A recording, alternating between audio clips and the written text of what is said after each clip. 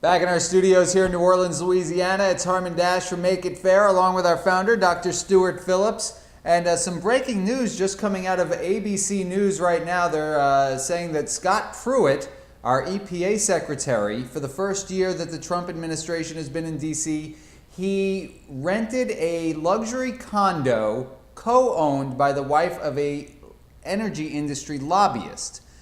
Now, some people are saying that these are bad optics. They didn't specify how much he was renting this luxury condo for, but doesn't that lack of transparency leave a lot of questions?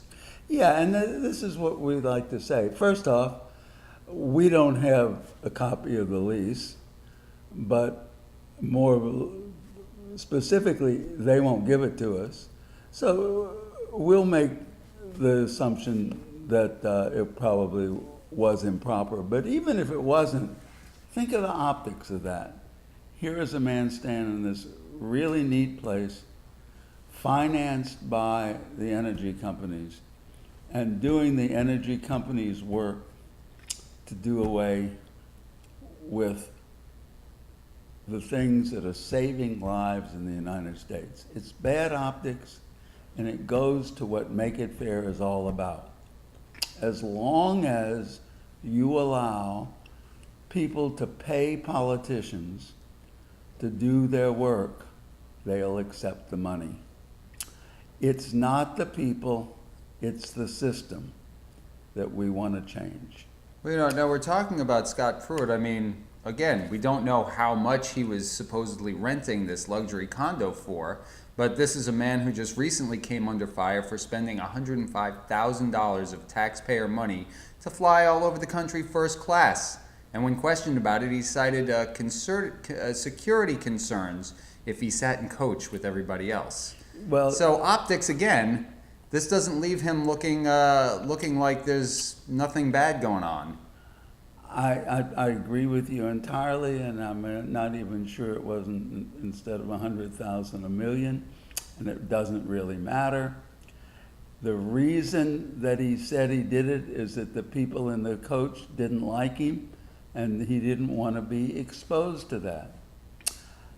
It's bad optics to have people that don't want to be exposed to the people they represent? To the people they represent, that can be paid off by the industries that they represent, and that the people who elect them or elect the people who appoint them have no voice in their decision making. That is why in 1960, 80% of the people thought that the government was trustworthy, and now it's less than 20%.